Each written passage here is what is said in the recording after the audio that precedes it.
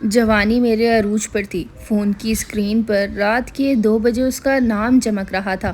باہر بارش کی بوندیں کھڑکی سے شیشوں سے ٹکرا کر اندر آ رہی تھیں، لیکن میرے وجود کے اندر تو ایک آگ سی لگی تھی جسے بجھانے کے لیے بس میں کچھ بھی نہیں تھا۔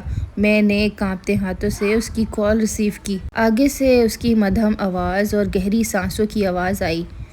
آپ خود کو کیسے اس تنہائی کے عذاب میں جلا سکتی ہیں؟ کیا آپ کو میری یاد نہیں آتی؟ اس کی اس بات نے میرے پورے بدن میں آگ لگا دی۔ میرے پورے جسم میں ایک سنسنی سی دوڑ گئی تھی۔ میں نے اپنی آنکھیں بند کر لیں اور تکیے کو سختگی سے پکڑ لیا۔ تم نے مجھے کال ہی کیوں کی ہے؟ اس طرح مت کرو، یہ نہ ہو کہ مجھ سے کچھ غلط ہو جائے۔ میرا نام مینا ہے۔ میری شادی کو 2 سال ہو چکے ہیں، لیکن شادی کے چند ماہ بعد ہی میرے شوہر روزگار کے سلسلے میں بیرون ملک چلے گئے تھے، ایک بہت بڑے گھر میں جس میں ڈھیروں آسائشیں، اور ان کے بیچ میں اکیلی۔ شروع میں تو روز فون پر بات ہو جاتی تھی، لیکن آہستہ آہستہ وہ بھی کم ہونے لگی اور میرے شوہر کی مصروفیات بڑھنے لگی۔ ہماری باتیں صرف ہیلو ہائے تک ہی رہ گئی تھی۔ خرچے کے پیسے تو پہنچ جاتے تھے، مگر میرا شوہر میری ذمہ داریوں سے غافل تھا۔ اسے اپنی بیوی پہ ذرا رحم نہیں آیا۔ بس میں تو صرف خرچے تک ہی محدود ہو کے رہ گئی تھی۔ دن تو جیسے تیسے گھر کے کاموں میں ٹی وی دیکھتے ہوئے گزر جاتا تھا، لیکن راتیں لمبی، کالی اور خاموش جو کہ مجھے کاٹنے کو دوڑتی تھی۔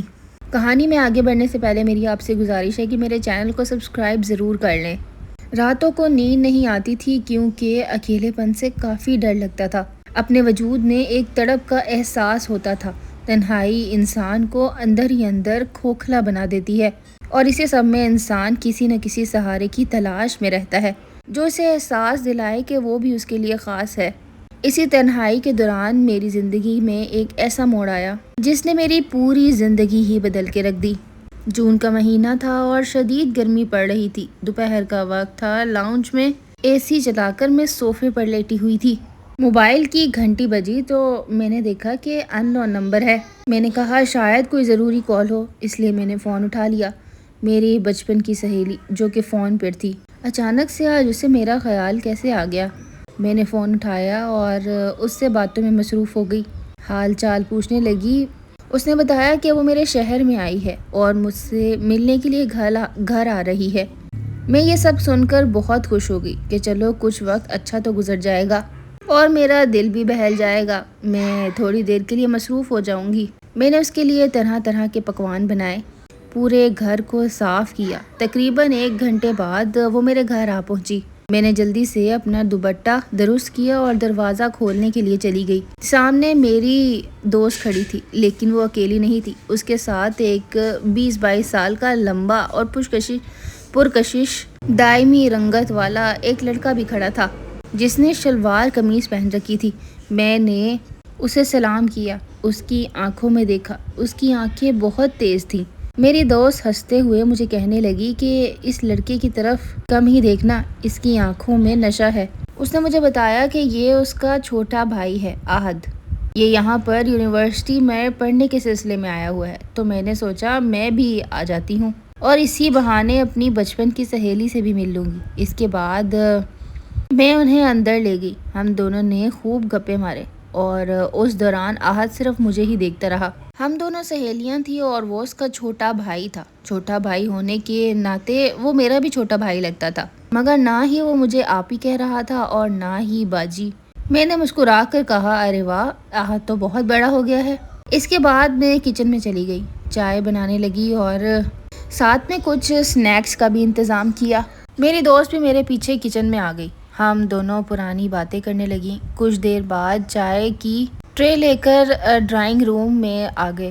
صوفے پر احد بیٹھا ہوا تھا۔ اس کی نظر جیسے ہی مجھ پر پڑی، مجھے ایسا لگا جیسے اس کی نظریں میرے وجود پر جم گئی ہیں۔ دوست کی آنے کی خوشی میں نے بہت ہی خوبصورت ریشمی لباس پہنا ہوا تھا۔ قمیض بھی فٹنگ والی تھی اور گرمی اور پسینے کی وجہ سے میرے جسم کے ساتھ چپکی ہوئی تھی۔ جب میں نے احد کی طرف چائے کا کپ بڑھایا تو وہ جان بوجھ کر اپنی انگلیاں میری انگلیوں سے ٹکرانے لگا۔ میں نے گھبرا کر اس کی طرف دیکھا تو اس کی آنکھوں میں کوئی شرمندگی نہیں تھی، بلکہ ایک عجیب سی چمک اور شرارت دیکھی۔ نائلہ باتوں میں مصروف تھی، لیکن احد خاموشی سے چائے پیتے ہوئے مسلسل مجھے ہی دیکھ رہا تھا۔ نہ جانے وہ مجھے اس طرح سے کیوں دیکھ رہا تھا۔ مجھے اس کی یہ نظریں عجیب سی لگ رہی تھی، لیکن اندر ہی اندر مجھے بے چینی ہو رہی تھی۔ جس انداز سے احد دیکھ رہا تھا، اس انداز سے کسی نے مجھے نہیں دیکھا تھا۔ یہ عجیب سی کیفیت مجھے لبھانے لگی تھی۔ مجھے سکون مل رہا تھا، کوئی تو ہے جو مجھے اتنی شدت سے دیکھ رہا ہے۔ کچھ دیر بعد میری دوست واش روم جانے کا کہہ کر وہاں سے اٹھ کر چلی گئی۔ وہ اٹھ کر چلی گئی اور میں اور احد ڈرائنگ روم میں اب اکیلے تھے۔ کمرے میں یکایک خاموشی چھا گئی تھی۔ میں اس ماحول میں گھبرانے لگی تھی۔ میں نے خاموشی توڑتے ہوئے احد سے پوچھا کہ احد، تمہاری پڑھائی کیسی چل رہی ہے؟ احد صوفے سے اٹھ کر تھوڑا آگے جھکا اور گہری آواز میں کہا کہ پڑھائی شڑائی تو چلتی رہے گی، لیکن سچی بتاؤں، جب سے میں اس گھر میں آیا ہوں میرا دھیان پڑھائی سے ہٹ کر آپ کی طرف لگ گیا ہے۔ میں نے حیرانگی سے پوچھا، کیوں؟ ایسا کیا ہے یہاں اور مجھ میں؟ وہ سیدھا میری آنکھوں میں دیکھتے ہوئے بولا، آپ کے شوہر کہاں ہوتے ہیں؟ آپ اتنی خوبصورت ہیں کہ میں بیان بھی نہیں کر سکتا۔ میری بہن آپ کی بہت تعریفیں کرتی تھی، آج آپ کو دیکھا تو معلوم ہوا کہ تعریفیں کیوں کرتی تھی۔ آپ تو حقیقت میں ہی پری جیسی ہیں، لیکن آپ کی آنکھوں میں یہ اداسی کیوں ہے؟ انہوں نے مجھے بتایا تھا کہ آپ شادی شدہ ہیں، آپ کے ہسبینڈ کہاں ہوتے ہیں؟ جس پر میں نے اسے بتایا کہ میرے ہسبینڈ ملک سے باہر ہوتے ہیں۔ میری سانسیں رکنے لگی تھی۔ وہ چھوٹا سا لڑکا اتنی گہری باتیں کر رہا تھا، لیکن وہ زیادہ چھوٹا بھی نہیں تھا، مجھ سے کوئی 4 سے 5 سال ہی چھوٹا ہوگا۔ میں نے بناوٹی غصے سے کہا، احد، تم ہوش میں تو ہو؟ میں تم سے بڑی ہوں، ایسی باتیں مت کرو۔ وہ ہلکا سا مسکرایا اور بولا، رشتے تو دنیا کے لیے ہوتے ہیں، دل تو صرف خوبصورتی کو دیکھتا ہے۔ ویسے اگر کبھی باجی کے بغیر آپ سے بات کرنی ہو تو کیا کرنا چاہیے؟ کیا آپ کا نمبر مل سکتا ہے؟ مجھے تو میری عقل نے کہا کہ منع کر دوں، لیکن پھر اس کی آنکھوں کی تڑپ اور اپنی راتوں کی تنہائی کو دیکھتے ہوئے میں نے ایک غلط قدم اٹھایا۔ یہ غلط قدم تھا۔ میرے قدم کیوں ڈگمگا رہے تھے؟ میں نے کہا، اپنی بہن کے فون میں سے ہی لے لینا۔ جب تک میری دوست بھی فریش ہو کر واپس آ چکی تھی۔ اس دن کے بعد میری زندگی کا سکون کہیں غائب سا ہو گیا۔ اگلے ہی دن سے احد کے میسیجز آنا شروع ہو گئے۔ شروع میں تو وہ بہت تمیز سے بات کر رہا تھا۔ آپ نے کھانا کھایا؟ آج موسم کیسا ہے؟ آپ نے کون سے رنگ کا ڈریس پہنا ہے؟ آپ کو نیند اچھے سے آئی؟ اس طرح کی فارمل باتیں۔ میں بھی اپنی بوریت کو ختم کرنے کے لیے اس کو جواب دے دیا کرتی تھی، لیکن آہستہ آہستہ اس کی گفتگو کا رخ بدلنے لگا۔ وہ جانتا تھا کہ میرا شوہر بیرون ملک ہے اور میں اس بڑے سے گھر میں اکیلی راتیں گزارتی ہوں۔ ایک رات جب گھڑی پر 12 بج رہے تھے تو پورے گھر میں اندھیرا سا تھا۔ احد کی کال آنے لگی۔ میرا دل زور زور سے دھڑکنے لگا۔ میں نے مدھم آواز میں کہا، ہیلو احد، اس وقت کیوں فون کیا ہے؟ دوسری طرف سے احد کی بھاری اور مدھم آواز آئی، مینا، میں آج سو نہیں پا رہا۔ میں نے جب سے تمہیں دیکھا ہے میری راتوں کی نیندیں اڑ سی گئی ہیں۔ بیڈ پہ لیٹتا ہوں تو بس تمہارے بارے میں ہی سوچتا رہتا ہوں۔ میں نے گھبرا کر کہا، احد، تم یہ کیا کہہ رہے ہو؟ تم اپنی حد پار کر رہے ہو۔ کون سی حد؟ مینا، میرے اندر ہی اندر ایک آگ جل رہی تھی، لیکن میں اسے اپنا چھوٹا بھائی سمجھتی تھی۔ آپ خود کو کب تک اس کمرے میں یوں قید رکھیں گی؟ آپ کی جوانی، آپ کی خوبصورتی، کیا آپ کو اس تنہائی میں رہنے کا حق ہے؟ میں جانتا ہوں کہ آپ کو کسی کی ضرورت ہے، مجھے آپ کی ضرورت ہے۔ میں احد کی باتیں سنتی رہی اور میری آنکھوں سے آنسو بہتے رہے۔